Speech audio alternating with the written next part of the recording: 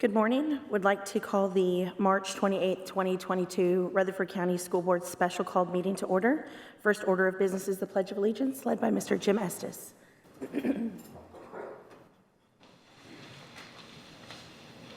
pledge allegiance to the flag of the United States of America and to the republic for which it stands, one nation, under God, indivisible, with liberty and justice for all.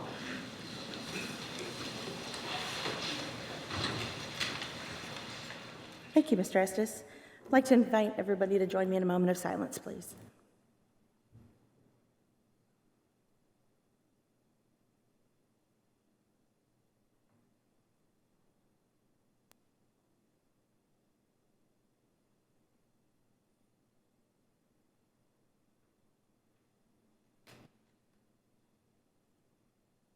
Thank you.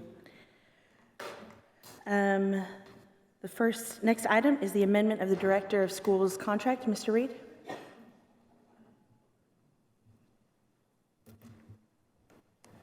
Morning. Morning. As the board will recall, at the board meeting on March 10th, the Director of Schools told the board that he would be willing to entertain an amendment to the term of his contract with the board to serve as Director of Schools.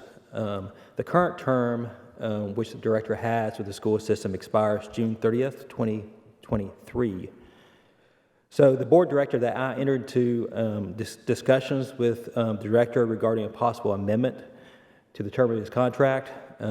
Those discussions have gone well.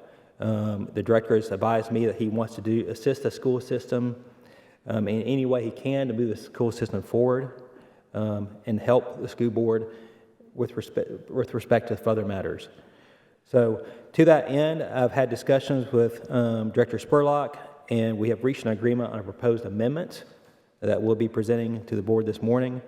Under the proposed amendment, the Director's position as Director would expire 1 year earlier than currently provided in the contract, so the proposed amended end date would be June 30th, 2022.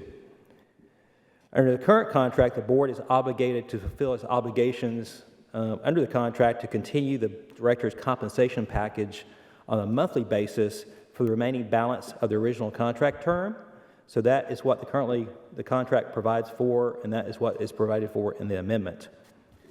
The Director will continue to serve as the Director through June 30th of this school year, 2022, and would work to help the school system with any new Director or interim Director as the board ultimately determines with respect to a transition period.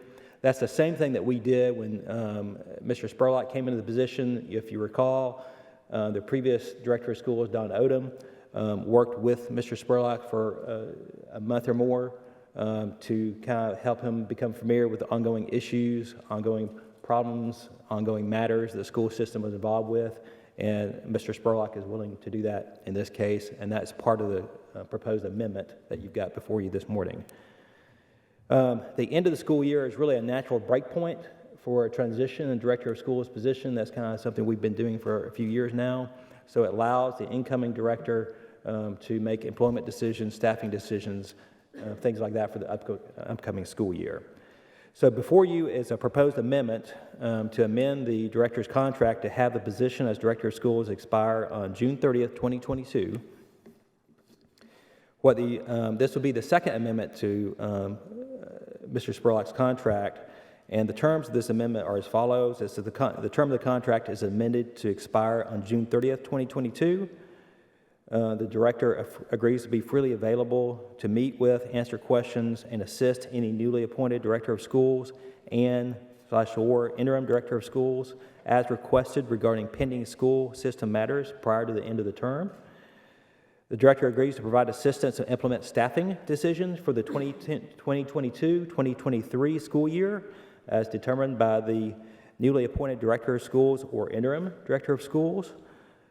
The board shall fulfill the board's obligations under Section 14E of the contract and agrees to pay Director on a monthly basis as severance pay an amount equal to the monthly compensation and benefits under the contract until June 30th, 2023, which is the end of the existing contract term, and except as with respect to those provisions, the remaining portions of the contract remain in full force and effect. So what this second amendment does is basically it allows the director's position as director of schools to end 1 year earlier. It provides, under the terms of the original contract, we're required to pay him his compensation on a monthly basis as for the remainder of the original contract terms. So we're fulfilling our obligations in that regard. And the director will assist any new director or interim director as this board ultimately determines with respect to a transition period. The new director or interim director will be involved with respect to making employment decisions for the 2022-2023 school year. So that is the amendment you've got before you today. Thank you. Members of the board, questions, comments, concerns? So in the original contract, it states he can hire and fire. Is that still in this? He will continue in the role as director of schools through the remainder of his current term. So he will have hiring and firing authority through the end of the school term.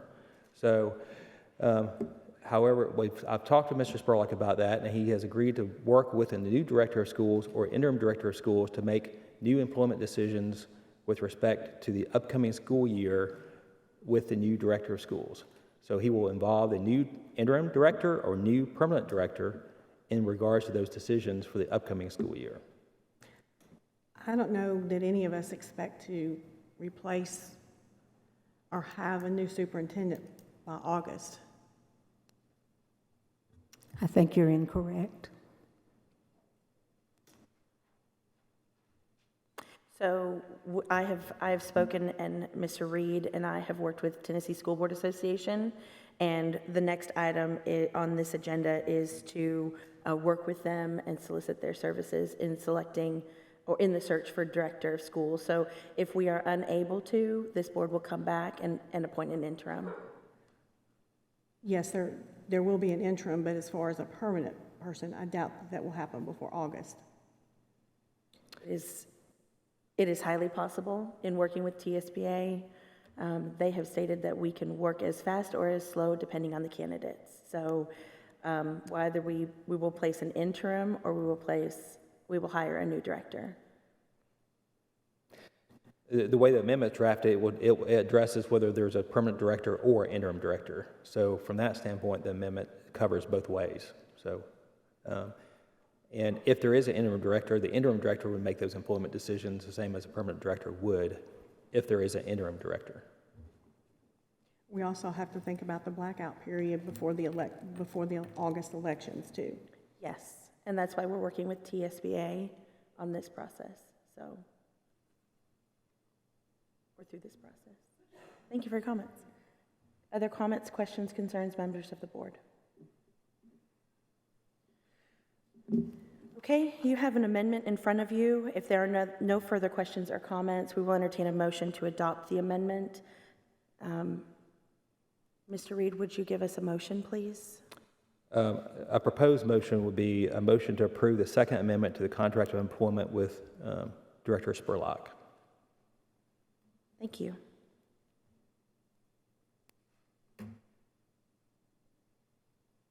I move. Thank you, Ms. Maxwell. A second. Thank you, Ms. Bratton. Would you please take the roll?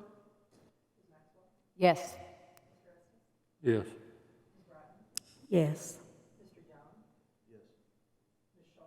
Yes. Yes. Yes. Motion passes. Next item on the agenda is the possible engagement of TSBA for director-related, thank you for that, services. Mr. Reed? Yeah, the second item, obviously related to the first item that we've dealt with, but as the board is aware, this board has previously engaged TSBA to assist the board with respect to director searches.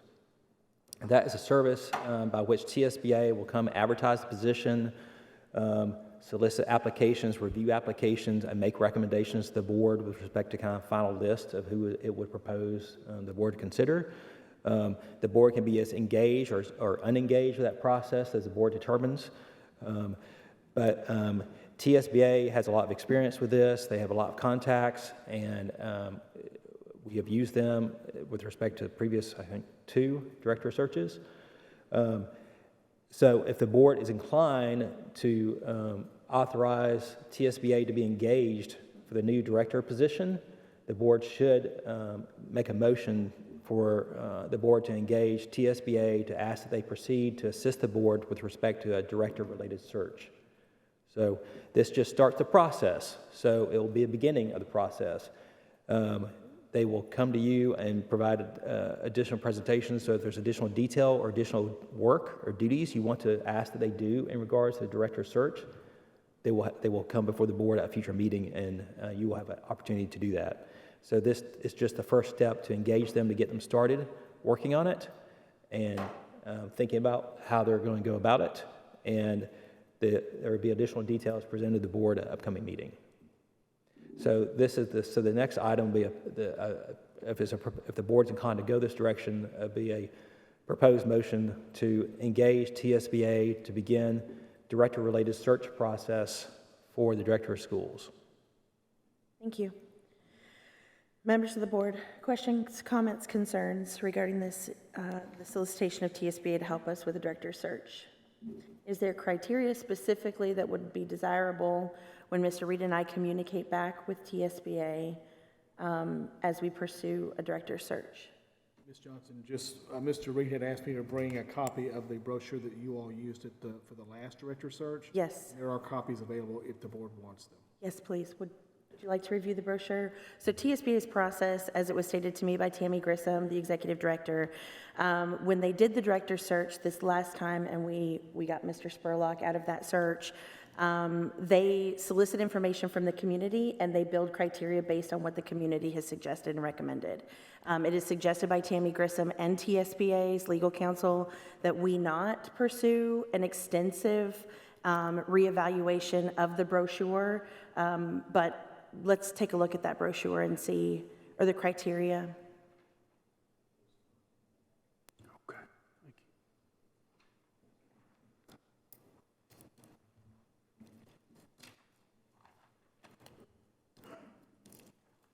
So the TSBA, Tennessee School Board Association, would Thank you. hear from community members to determine what they desire to see in a director of schools for our community. They have done this back in 2018. This is the result of those meetings and that research.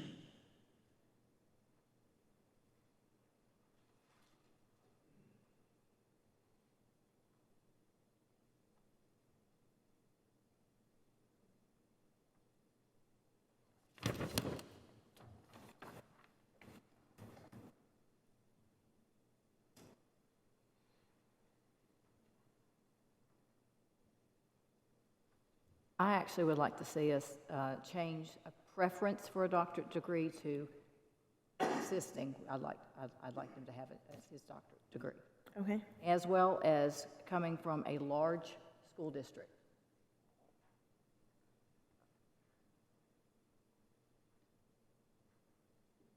Ms. Maxwell, would you tell us exactly what you want this to say? Is minimum qualifications, professional educator's license, master's degree, and doctorate degree. Okay. And if we could change with at least 3 years of successful experience in school administration, somehow if we could word that where in a large school district. Okay. I think we should define what large, a minimum size of what large I is. think you're going to have to do that. Exactly. 'Cause that's kind of subjective comment in a way for when you're looking for somebody, so. I'd say at least 45 schools plus. Okay. You said 45 schools? Yes. Would you like to put a population? Do you think we should put a population? That would be a good idea as well. Because everybody manages their school sizes differently. Are we just voting on TSBA today? Are we going to, I mean, we were just handed this, and I think we need to give it more thought than sitting here for 5 minutes and looking at this. I don't disagree, just wanted to give them something to move forward with so they had some idea of what to expect. They won't be doing anything with this until we give them the go-ahead, okay, okay. I assume this is the quickest method for getting a director. I'm sure that's. About the right director, not the quickest. I'm sorry? It's about the right director, not the quickest. Well, I understand, but I'm saying we'll have more candidates this way. What if we did it on our own is what I'm saying. I'm not familiar. We could. I'm not familiar with the process, so that's my question. Does this seem to be the most effective way? Most school systems use TSBA for the service, and that's what we've done for the last couple of director of schools. I think we have years, maybe 20 plus years ago, done it directly ourselves. But TSBA, the system with TSBA is pretty efficient. There's no other service out there that does it any faster than TSBA. And if the TSBA can meet whatever time requirements this board wants to impose on it. So if you want to tell TSBA to do this in 1 week, 2 weeks, 3 months, whatever your board decides to do, you can do that and direct the TSBA to handle the search in that manner. So you have flexibility. So you're not buying a cookie cutter product here. You will have input in regards to that process and be able to direct it as the board chooses fit to do. Thank you. Okay, thank you. Did we add a population? We did not. Okay, did you, I think that would be good too. I think that's a good point, Ms. Sharp. you want to say with at least 45 schools and/or a population number? A comparable population. That'll work. Yep.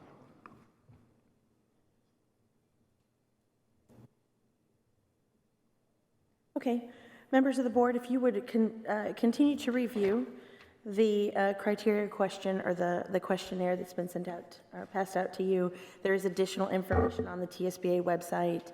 If you have any questions, feel free to reach out to me, or of course you can contact TSBA. They're very helpful and responsive. So if with these things being considered unofficially, we can share these with TSBA in conversation. Mr. Reed, what should be the motion, or can you please repeat the motion? The motion would be for the board to engage TSBA to begin director-related services for a new director for Rutherford County. And that's would be what the motion is, with the idea that maybe TSBA comes to the next board meeting and presents and appears before you and gives you time to make whatever kind of directives you want to make to them with respect to the search. I move to approve. Thank you, Ms. Bratton. Second. Thank you, Mr. Holden. Would you take the roll on this, please? Yes. Yes. Yes.